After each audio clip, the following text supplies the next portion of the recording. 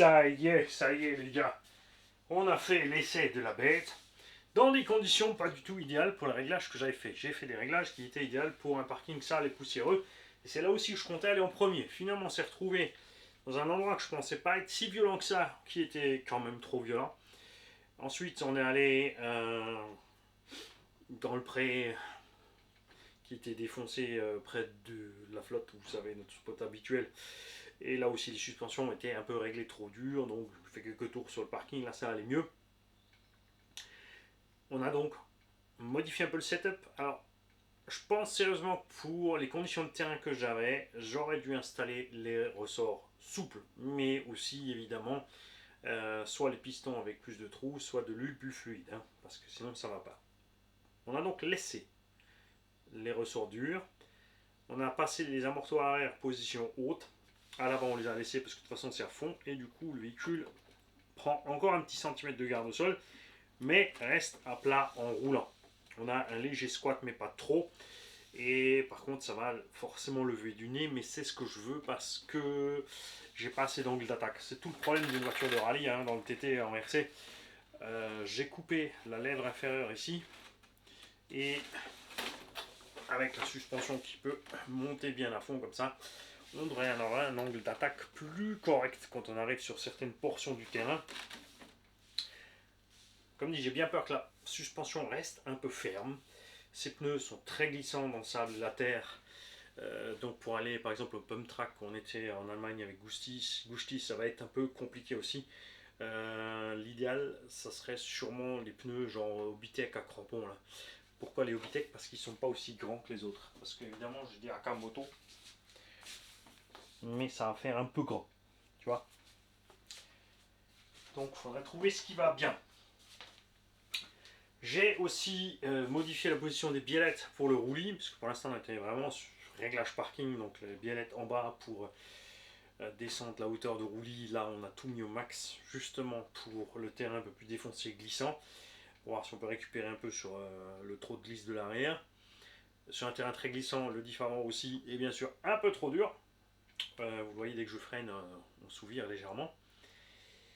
Et j'ai modifié le système d'éclairage parce que celui-là il me convient pas. Alors c'est chouette, tu mets en route, je vais te le mettre. Regarde ce qui se passe. Le problème c'est évidemment tu mets en route, c'est au moment où tu branches ou tu allumes, donc la carreau est pas encore dessus normalement. Tu vois, toute cette démo ne te sert à rien puisque tu as la carreau à côté, tu branches, tu allumes, ensuite tu mets ta carreau, tu vas rouler. Deuxièmement, dès que tu lâches les gaz, ça freine. Les feux stop qui s'allument. Ça c'est bien. Le problème c'est que quand tu recules ou que tu freines, enfin quand tu freines, tu as d'office les feux de recul. Les feux de recul, on n'en a pas besoin. Même si tu roules un peu plus calme, tu n'as pas besoin de feux de recul. Donc à la limite, faudrait voir quel câble c'est, peut-être déconnecter juste le câble, parce que le coup du stop c'est sympa. Le problème c'est que comme c'est en annexe sur la voie des gaz, tu as un shunt à mettre sur la voie des gaz. Tu as un shunt à mettre pour les clignotants. Donc les clignotants c'est facile, tu enlèves ton shunt sur la voie 2 de la direction, tu branches la direction direct dans le récepteur, fini, basta, tu n'as plus de clignotants. Parce que quand ça clignote, tu as les feux qui s'éteignent. Donc tu es en train de rouler tout droit, tu zigzags un peu et tu as les feux qui clignotent en fait. Et ça, c'est moche. Quand tu mets tes phares en route aussi, quand tu arrives plein gaz, ils se coupent. Ça m'agace. Donc j'ai branché le kit de LED directement sur la voie 3, sur une voie auxiliaire. J'ai quand même gardé la petite commande auxiliaire pour allumer les phares, mais du coup c'est indépendant des gaz. Résultat, donc mes phares seront allumés tout le temps quand je veux et je peux éteindre. Donc je peux éteindre mon kit de feu, je peux mettre juste les veilleuses ou mettre les phares. À l'arrière, évidemment, en faisant ça, tu te retrouves avec les stops allumés en permanence, mais c'est pas dérangeant. De toute façon, surtout pas en plein jour. Et puis voilà. Je vais te montrer dedans. J'ai bien sûr époussiéré la bête, mais on va jeter un coup d'œil à l'intérieur. Alors le cache fonctionne bien, il y a quand même des gros cailloux, parce que justement c'est ce que je te disais, le spot n'était pas super adapté. Vraiment des gros cailloux là où j'ai roulé.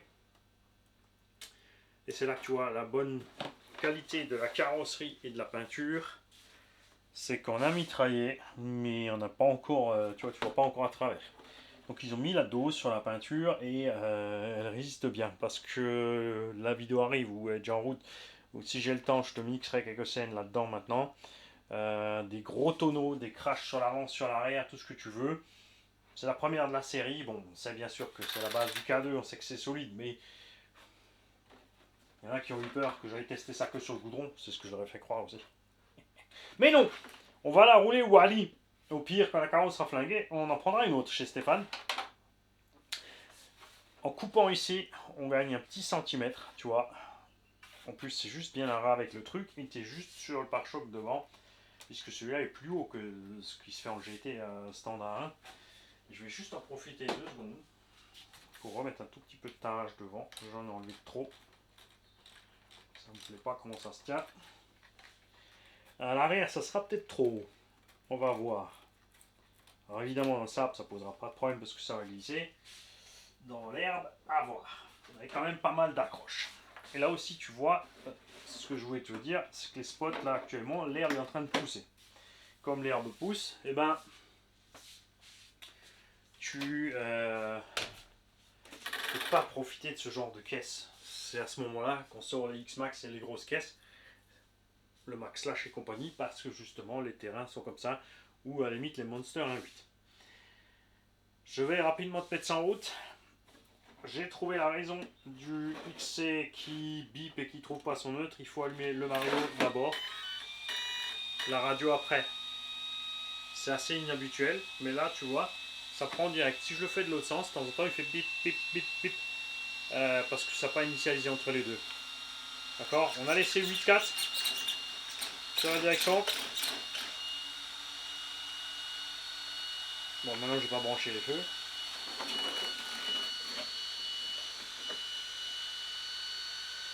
En autonomie, on était proche de la demi-heure. En fait, ce qu'il aurait fallu, c'est que le mode démo, ça se fasse automatiquement au moment où tu mets les feux en route. C'est peut-être ce que tu te dis, tu vois. Regarde, là, j'ai les veilleuses allumées. Et on a tous les stops à l'arrière. Il y a sûrement un moyen de se pencher dessus de chanter, mais en fait, je m'entends pas. Moi, je veux juste rouler. Alors. Voilà. Là, maintenant, j'ai les phares continus. Il n'y a plus d'espèce de mode démo variable.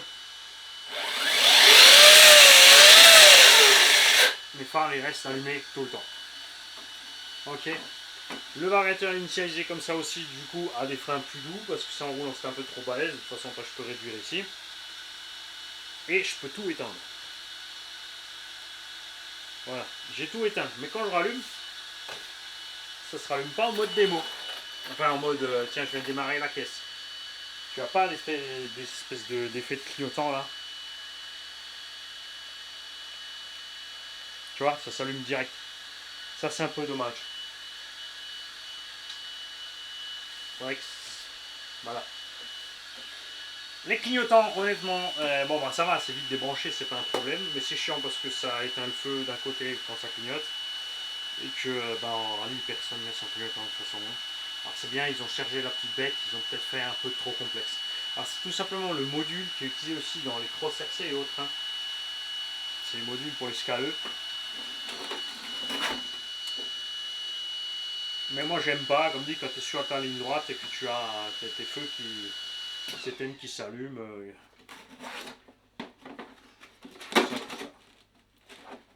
Je préfère allumer point barre. J'ai viré aussi les velcro de côté comme tu peux le voir parce que ça m'a vraiment cassé les bonbons.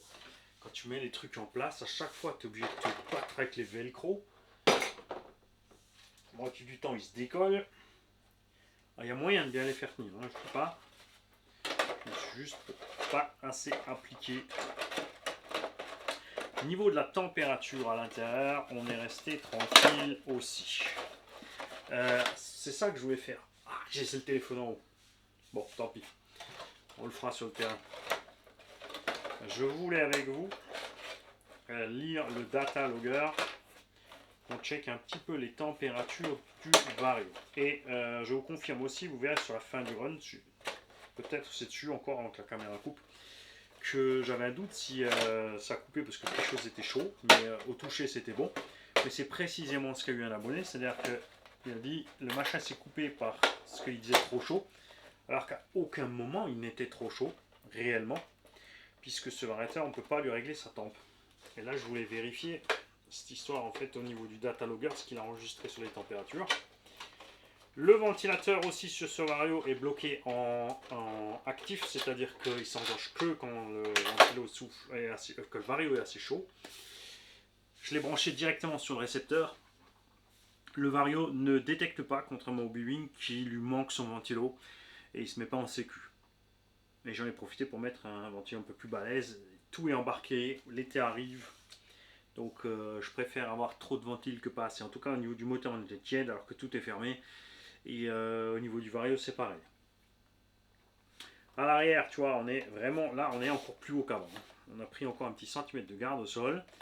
On est limite un peu trop parce que tu vois ça commence à jouer sur les axes, sur les, les angles. Les pneumatiques. Bon ça n'a pas fait longtemps sur le goudron, hein, peut-être 5 minutes. Mais les crampons sont encore là. Mais je pense effectivement pas qu'ils vont tenir très longtemps. Si tu fais une session full parking avec ces pneus, ils vont être pensés en une fois.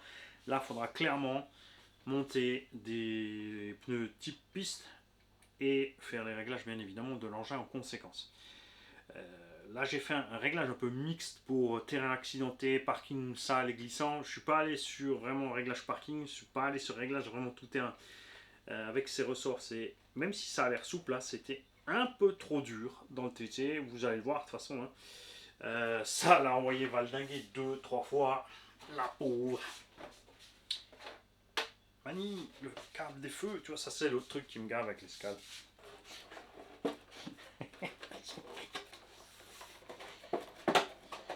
Il faut t'amuser avec les fils. L'habitacle, en fait, j'aimerais bien qu'il soit fixé à la carte. Au lieu qu'il soit fixé là, sur le véhicule. Ça serait moins contraignant. Et bien sûr aussi démontable de là, comme ça si tu le veux pas, tu n'es pas obligé de le mettre. On va faire les prochains runs avec pour checker un peu ce qui se passe niveau température. Le poids de toute façon, comme je t'ai dit, ça pèse. Et on verra combien de temps elle va tenir le choc avec le blond au volant. Alors, on pourrait, dans l'idéal, rallonger l'interrupteur marche-arrêt pour le mettre quelque part à l'arrière. Que tu puisses... mais c'est chaud, t'as pas de place en fait. C'est à la limite par là, près de la tourelle.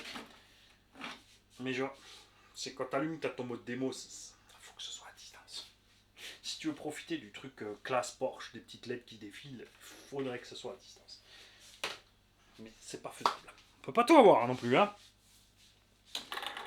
Pour l'instant, en tout cas, vous avez vu que c'est solide.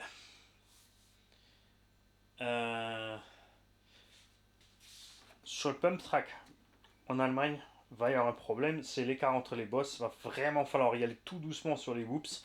Ou alors vraiment réussir à en enchaîner deux et un seul. Ensuite, par après, ou deux et deux, je sais plus combien il y en a. Ça va être chaud quand même. Hein. Ça va être chaud.